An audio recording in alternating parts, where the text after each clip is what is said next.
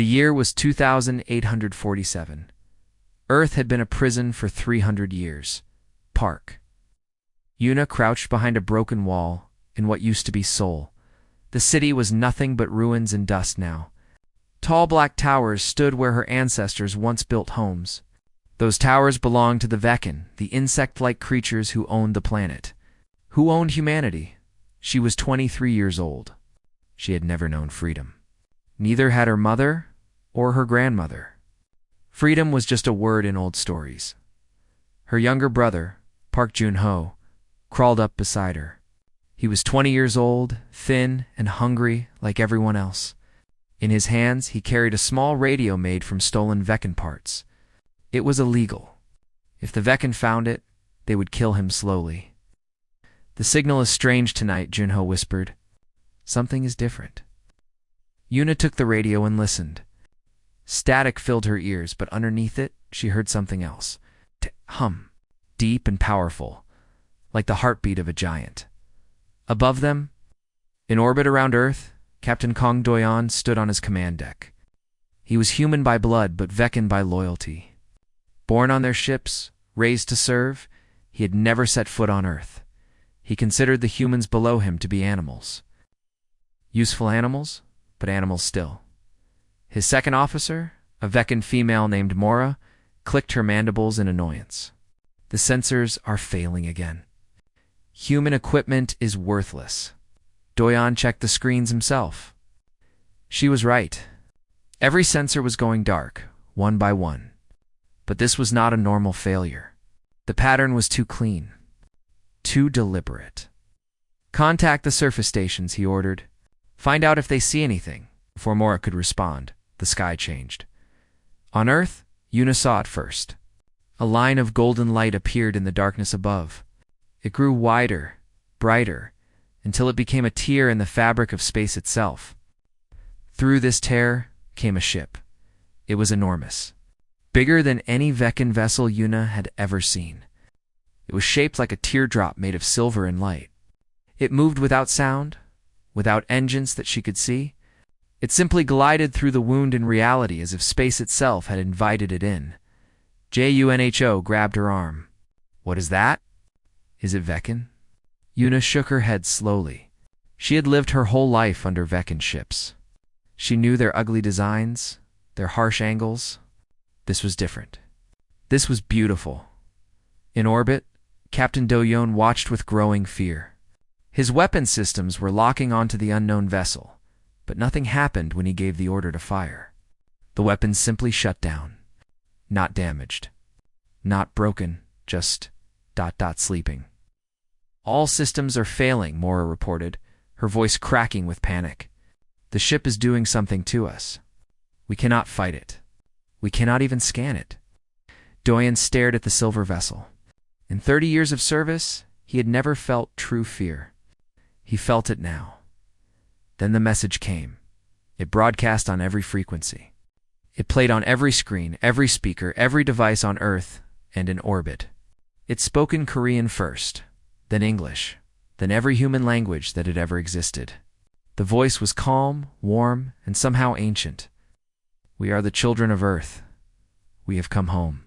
And we remember everything." Yuna felt tears running down her face. She did not understand why. The words meant nothing to her, but they made her heart beat faster. They made her feel something she had never felt before, hope in the ruins around her. Other humans emerged from their hiding places. They looked up at the silver ship with wonder and confusion. Old men fell to their knees. Children pointed at the sky.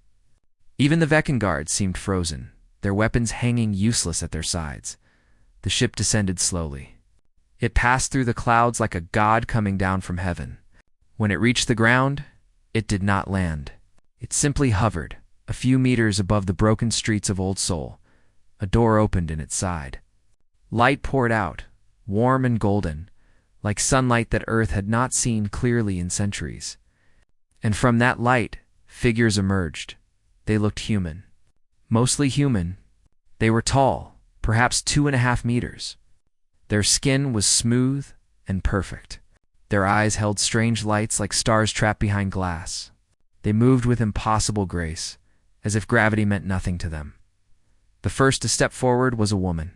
She appeared young, maybe 30 years old, but her eyes told a different story. Those eyes had seen centuries pass. Those eyes held the weight of 1,000 lifetimes. She looked at the gathered humans, at the broken buildings, at the Veccan towers in the distance. Her expression showed no anger, only sadness. Then she saw YUN. The woman walked toward her. The crowd parted without thinking, as if pushed aside by an invisible hand. She stopped in front of the young resistance leader and did something that shocked everyone watching. She knelt. "My name is Heron," the woman said. Her Korean was perfect but old. It sounded like the language from Yuna's grandmother's stories. "I am 847 years old. I was born on a world you have never heard of. 2 parents who fled Earth when the Veccan came." Yuna could not speak, could not move. Heron continued. "In my timeline, humanity ran. We hid among the stars for 2,000 years. We changed. We grew. We became something new. And we made a promise." She reached out and took Yuna's hands in her own. Her touch was warm, gentle, and filled with a power that made Yuna's skin tingle. "We promised to return, to find the moment of our greatest shame and make it right. You are our ancestor, Park Yuna. We are what you will become, and we have come to set you free." Above them, more ships began emerging from the tier in space. 10, 20, 100. They filled the sky like silver stars. In orbit, Captain Doyon finally found his voice. He opened a channel to the Veccan Dominion's Central Command, desperate to warn them, to call for help. The channel was dead. Every channel was dead. The Veccan were alone, trapped on a world they had stolen, facing beings they could not understand. Heron stood and turned to face the distant Veccan towers. Her voice carried across the city without effort, heard by every human and every Veccan for kilometers. 300 years ago, you came to this world. You found a species struggling to survive. You did not help them. You chained them. You broke them. You made them your slaves." Her eyes began to glow brighter. "That ends tonight." The war for Earth had begun. 3 days had passed since the silver ships appeared. 3 days since the world changed forever. Park Yuna sat inside the largest ship, the one they called the Remembrance. She still could not believe any of this was real. The walls around her seemed alive, glowing softly, responding to the thoughts of those who walked through them. There were no buttons, no switches, no controls that she could see. Everything worked by will alone. Elder Heron sat across from her, patient as stone. Other evolved humans moved quietly in the background, preparing things that Yuna did not understand. "You have questions," Heron said. It was not a guess. The evolved humans could feel emotions, read thoughts if they wished. They chose not to invade minds without permission, but feelings were harder to hide. "I have 1,000 questions," Yuna admitted. "I do not know where to start." Heron smiled. It made her look younger, almost normal. "Start with the one that scares you most." Yuna thought for a moment. Why us? Why did humanity become ... this? The Veccan are older than us. The other species in the galaxy are older. Why did we change so much? Heron leaned back. Because we had to. When the Veccan conquered Earth, they did not just take our world. They took our future. The humans who escaped had nothing. No home, no resources, no hope. They drifted among the stars in broken ships, hunted by Veccan patrols, dying slowly. Her eyes grew distant, seeing memories passed down through generations. But humans do not give up easily. You know this. Your people have survived 300 years of slavery. You have resisted, built secret radios, dreamed of freedom. That stubbornness is in our blood. It is what makes us human. She stood and walked to a window that showed the stars outside. Our ancestors found a world at the edge of the galaxy. A small, cold world that no one wanted. They landed there and made a choice. They would not just survive. They would become something that could never be conquered again. How? Yuna asked. Time, Heron said simply. And pain. And science. They studied themselves, They changed their bodies, their minds, their very DNA. Each generation was stronger than the last. Each generation pushed further. Some changes failed. Many died. But those who survived became more. She turned back to Yuna. I am the 47th generation since the Exodus. I have lived for 8 centuries. I can move objects with my thoughts. I can feel the emotions of everyone in this room. I can see a few seconds into the future if I focus hard enough. And I am not even the strongest among us. Yuna felt dizzy. This is impossible. It is evolution, Heron corrected gently. Forced evolution. Guided evolution. Humanity refused to stay weak. So we became strong. The door opened and a man walked in. He was tall even by inheritor standards, with broad shoulders and eyes that glowed faintly even in the bright room. His name was Choi Tai-woo, and he was the commander of the inheritor military forces. The Veckan are gathering their soldiers, Tai-woo reported. They have called all troops from the surrounding regions. About 50,000 ground forces plus their orbital station. Heron nodded calmly. Expected. What about communications? Still blocked. They cannot contact their empire. They are alone. Yuna looked between them. What will you do? Will you fight them? Tai-woo glanced at her with something like respect. We will give them a choice first. Surrender and face justice, or resist and face consequences. The choice is theirs. And if they resist, Tai-woo's expression did not change. Then we will show them why they should have chosen differently. Later that day, Yuna witnessed what he meant. The Veckan had gathered their army outside the ruins of Seoul. 50,000 soldiers. Stood in perfect formation, their weapons ready, their armor gleaming. Behind them, heavy vehicles carried weapons that could level mountains. Above them, the orbital station aimed its cannons at the inheritors' ships. Tai-woo went to meet them alone. He walked out of the silver ship wearing no armor, carrying no weapon. He was just one man against an army. The Veckan commander, a massive creature named Krath, watched him approach with contempt.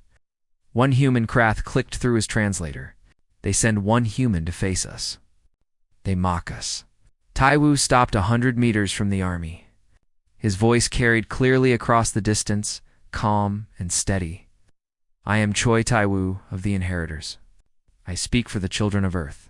You have one chance to surrender. Drop your weapons. Release your human prisoners. Submit to trial for your crimes. If you do this, you will live. Krath laughed. The sound was harsh and ugly. Kill him.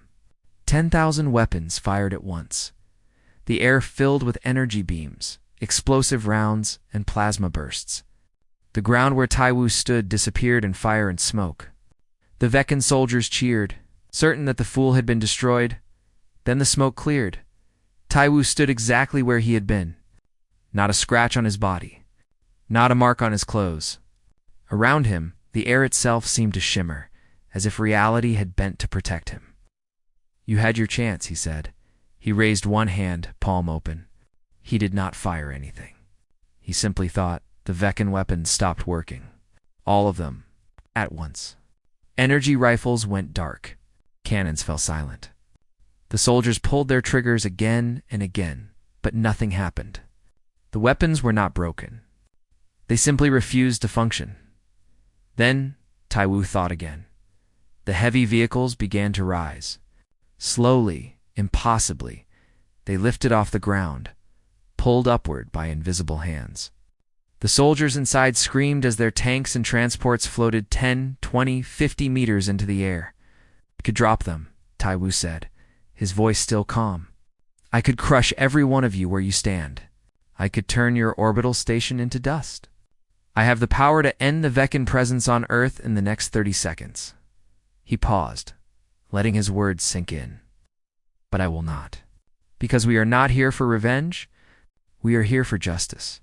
There is a difference. He lowered his hand. The vehicles drifted back to the ground. Gently, carefully. The soldiers stumbled out, shaking with fear. Your weapons will work again in 1 hour, Tai-woo told Commander Krath. Use that hour wisely. Decide if you want to die for an empire that has already forgotten you, or live to see what the galaxy becomes." He turned and walked back toward the silver ship. No one fired at him.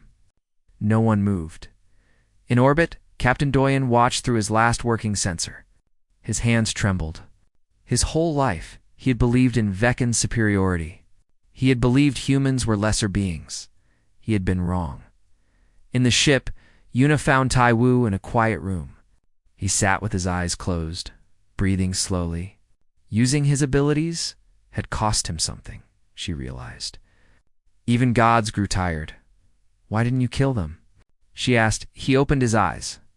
"Because killing is easy. Building is hard. We did not return to destroy. We returned to rebuild. When this is over, Veccan and human will need to live in the same galaxy.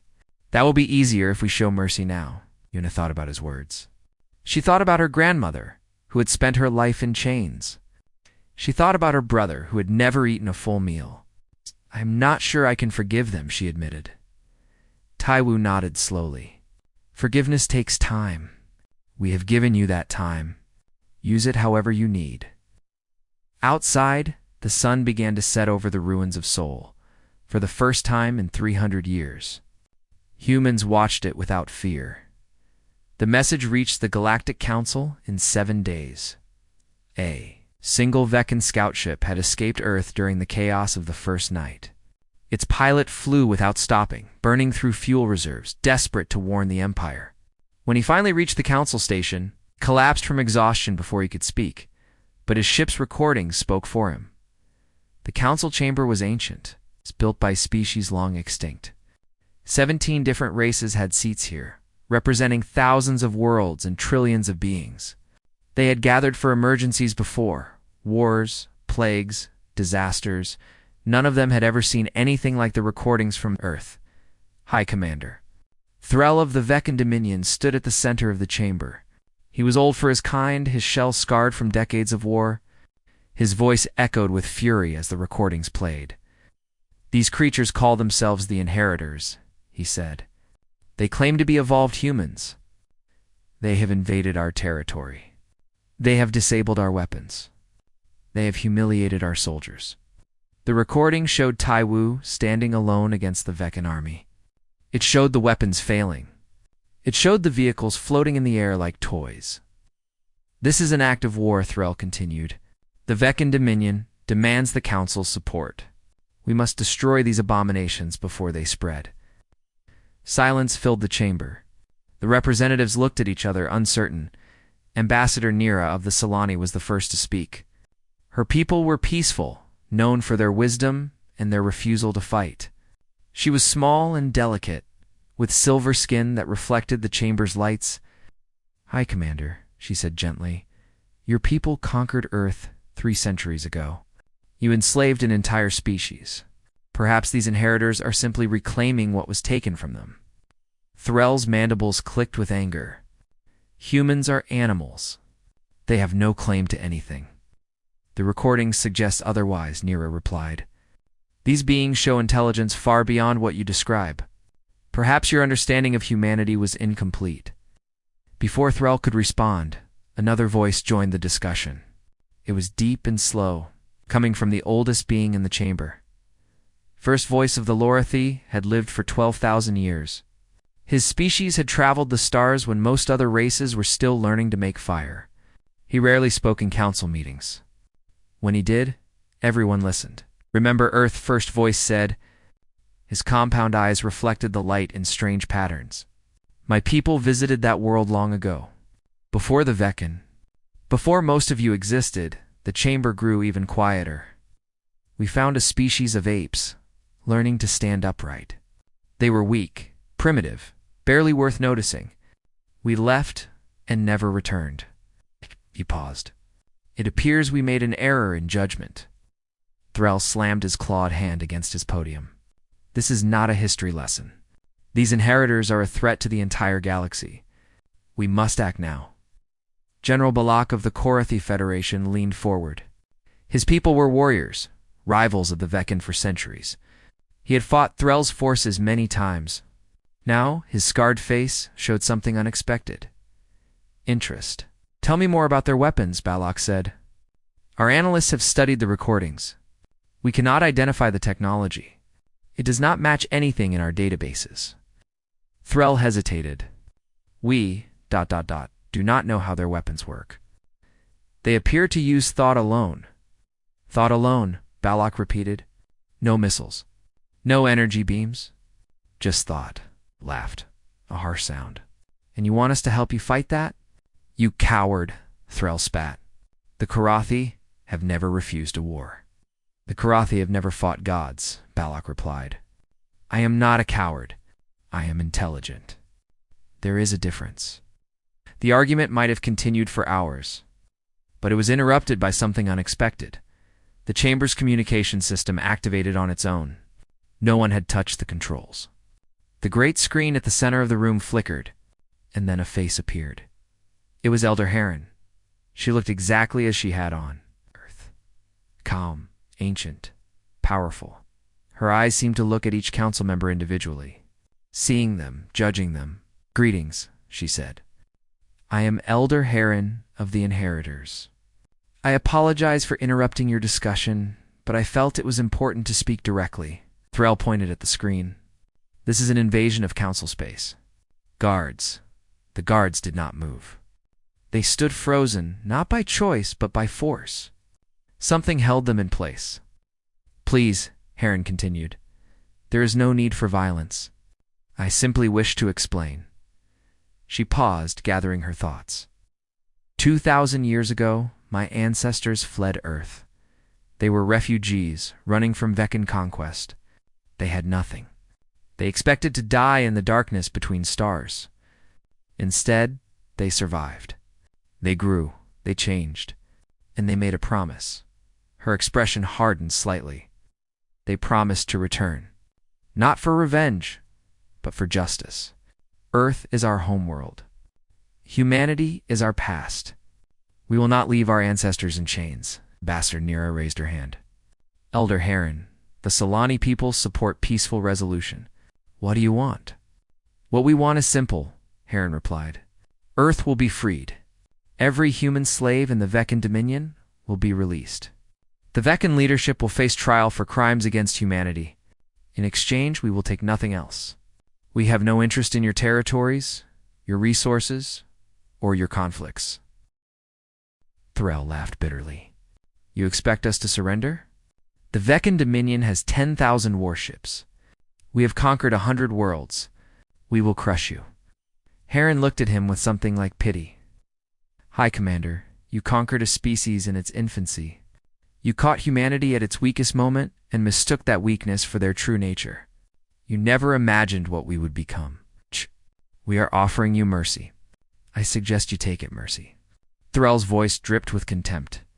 The Veccan do not need mercy from animals. Then you have made your choice. Heron's image began to fade. To the other members of this council, I offer the same advice Ambassador Nira suggested.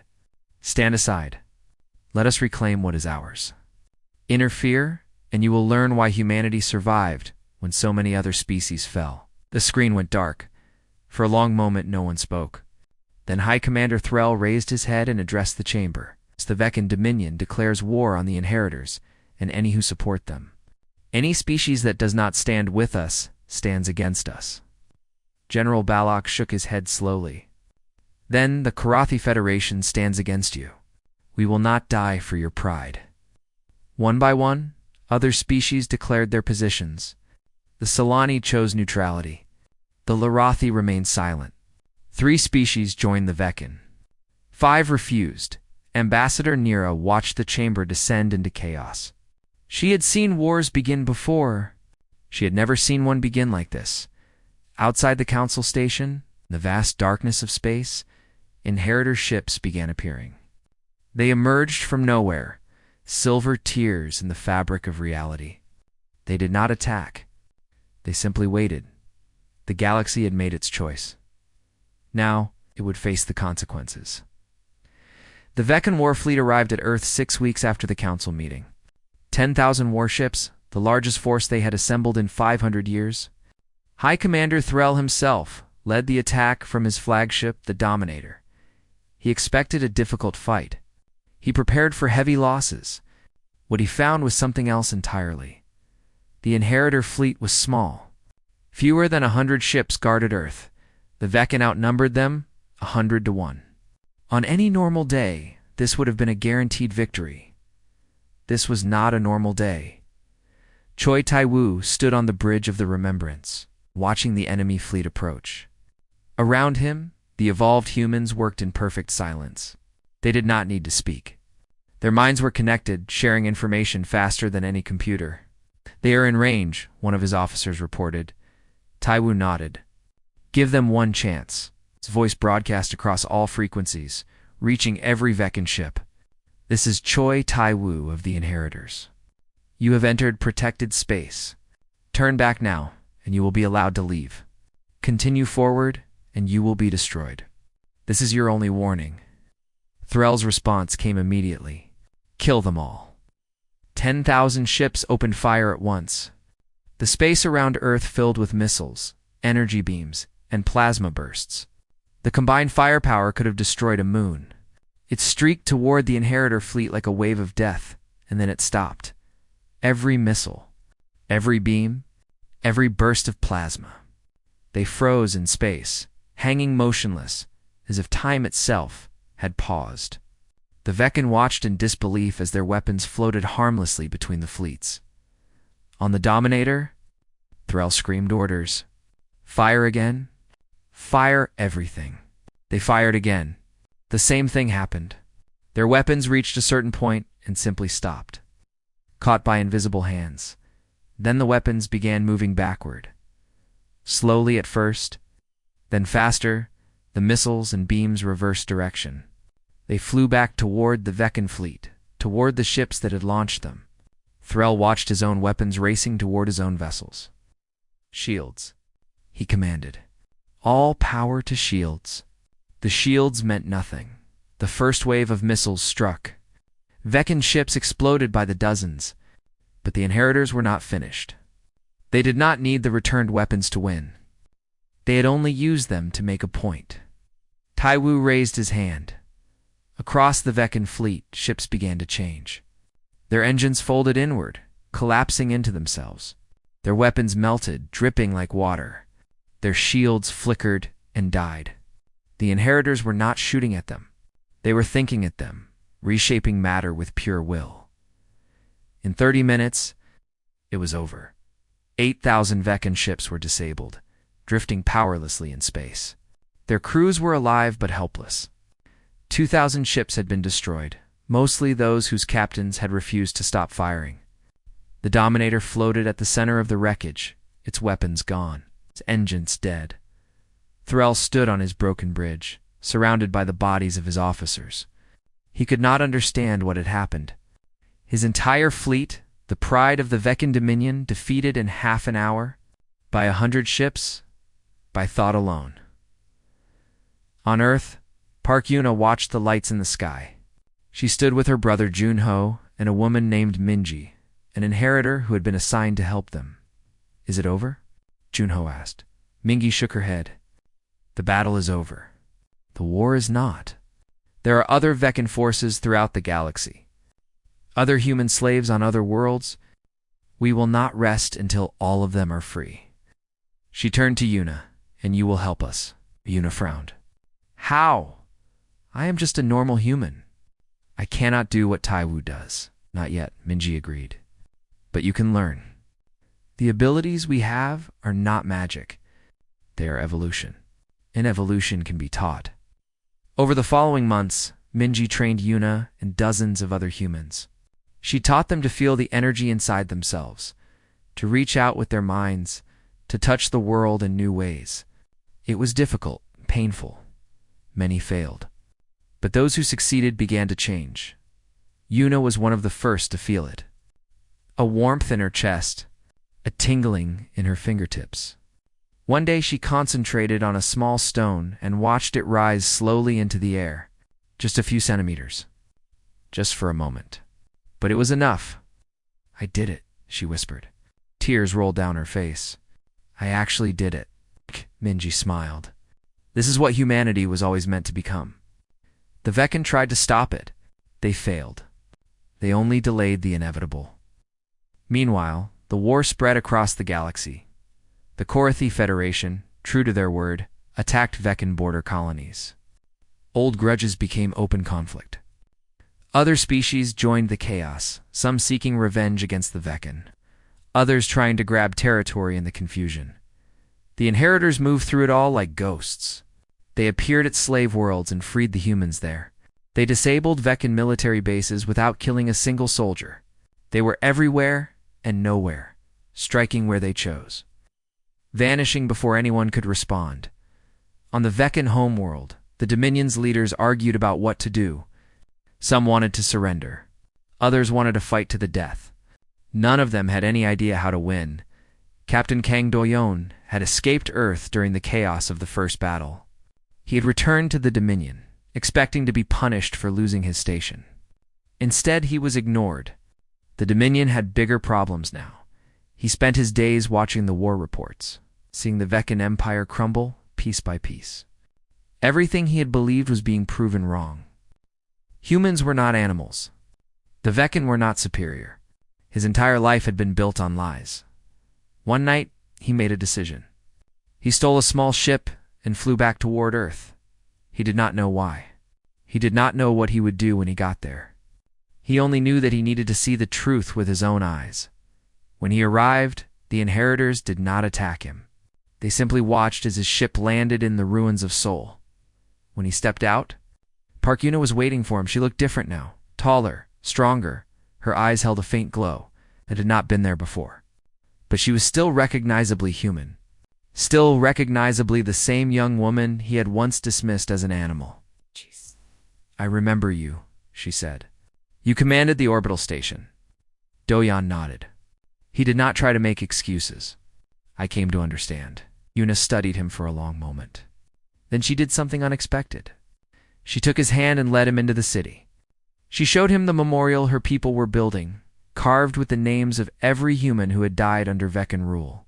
Millions of names. Tens of millions. "My grandmother's name is on this wall," Yuna said. "She died 2 months ago. She lived long enough to see us freed. That was enough for her." Doyon looked at the endless names. He thought about his own life, serving masters who had done this. He felt something break inside him. "I am sorry," he said. The words felt pathetic, useless. But they were true. Yuna nodded slowly. "I know. That is why I am showing you this. So you can understand what your empire built, and what we are going to replace it with." She turned to face the rising sun. "We do not want revenge, Captain. We want justice. There is a difference." In her eyes, the light of the sun mixed with the light of something new. Something humanity had only just begun to discover the future. The war lasted 17 months. When it ended, the Veckan Dominion no longer existed. Not destroyed. Not exterminated. Simply reduced. Their military was gone. Their slave worlds were freed. Their empire had shrunk to a handful of planets where they lived under strict supervision. They would survive, but they would never threaten anyone again. The final judgment took place on Earth. In a great hall built where Old Seoul once stood. The inheritors had constructed it in a single day, raising walls of light and crystal from the ground itself. Representatives from across the galaxy came to witness what would happen next. High Commander Threll stood at the center of the hall. His shell was cracked. His eyes were dull. The proud warrior who had declared war on the inheritors was gone. In his place stood a broken creature waiting to learn his fate. Elder Heron presided over the judgment. Beside her sat Park Yuna, now called First Daughter by the humans of Earth. She had changed greatly in the past year. She stood taller than any baseline human, her eyes glowing with evolved power. She was the bridge between what humanity had been and what it would become. The charges were read. 300 years of slavery, billions of deaths, the systematic destruction of human culture, language, and hope. The evidence was overwhelming. The verdict was never in doubt, but the sentence was unexpected. High Commander Threll, Elder Heron said, "You are guilty of crimes against humanity. Under the laws of your own people, Such crimes would be punished by death. Under the laws of most species in this galaxy, you would be executed. Threll raised his head slightly, accepting his fate. However, Heron continued, we are not most species. We did not return to Earth for revenge. We returned for justice.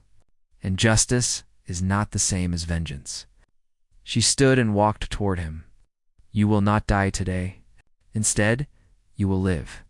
You will live among the humans you once enslaved. You will see what we build. You will watch us grow, evolve, and spread across the stars. You will live long enough to understand exactly what you tried to destroy.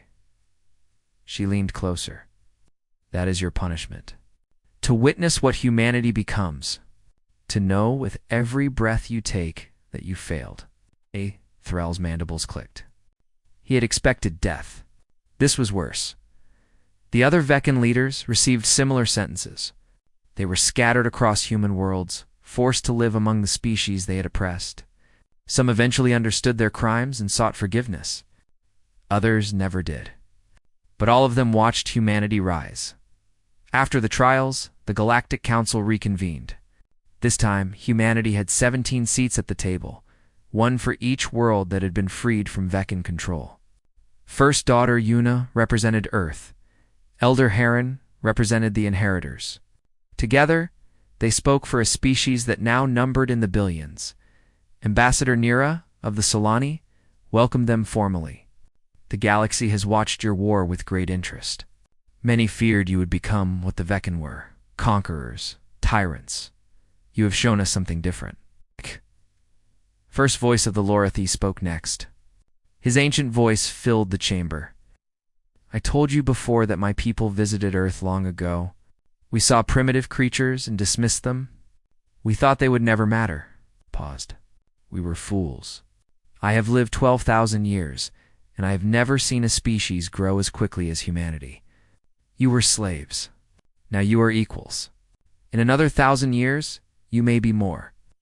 He turned to face Heron and Yuna directly. People.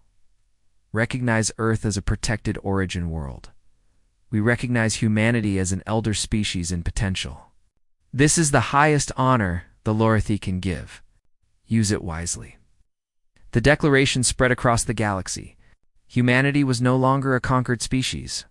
They were builders, explorers, a force that would shape the future of all civilizations on Earth. Celebrations lasted for weeks. Humans who had never known freedom danced in streets that had been rebuilt with inherited technology. Children played in parks where Veccan towers once stood. The old gave thanks that they had lived to see this day. The young dreamed of stars they might someday visit. Park Junho commanded one of the new human defense fleets. He had trained with inheritor weapons and tactics, learning to fight alongside beings who were his descendants. He found the idea strange but wonderful. His great-grandchildren many times over had come back to save him. What happens now? He asked his sister during a quiet moment. Yuna looked out at the night sky. More stars were visible than ever before. The inheritors had cleaned Earth's atmosphere, removing centuries of pollution. The universe seemed closer now. Now we grow, she said. The inheritors will stay for a while, help us learn, guide our evolution. But eventually, we will catch up to them. We will become what they are. Maybe more? More? She smiled. They evolved in exile, running from enemies, hiding in the darkness. We will evolve in freedom, with the resources of the galaxy available to us. Who knows what we might become? Junho thought about this. It made his head hurt, but in a good way. A year later, Choi Taiwu visited Yuna on the observation deck of a ship orbiting a newly freed world. They watched its sun rise over the horizon, painting the clouds in shades of gold and orange. We came from here, Taiwu said. His voice was soft, thoughtful. Not this world, but places like it. Small planets. Simple lives. We were so fragile once, Yuna nodded.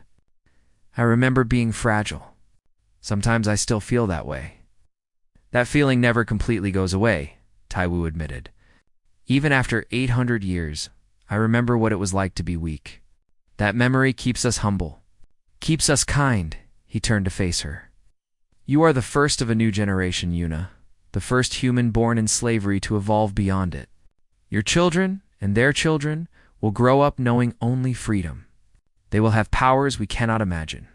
The galaxy will change because of what you have started. Yuna thought about his words. She thought about her grandmother, who had died with a smile on her face, knowing that her granddaughter would never wear chains. She thought about her brother, sailing among the stars. She thought about every human who had suffered and hoped and refused to give up. We are still human, she said finally. No matter how much we change, no matter how powerful we become, we are still human. That is what makes us strong. Taiwu smiled. That is exactly what I wanted to hear. 1,000 years later, a young species on the edge of the galaxy received a message. It came from nowhere and everywhere, carried by ships that appeared like silver tears in the fabric of space. The message was simple, translated perfectly into their own language. We are the inheritors of Earth. Long ago, we were like you, small, afraid, conquered by those who saw our weakness and mistook it for our nature. But we rose. We evolved. We became something greater than anyone imagined. Now, we offer you the same gift we were given. The gift of time. The gift of growth. The gift of becoming what you were always meant to be. Welcome to the family of humanity. Welcome home. The young species looked up at the silver ships in wonder. They did not know what the future held, but for the first time, they had hope. That was enough. That was always enough.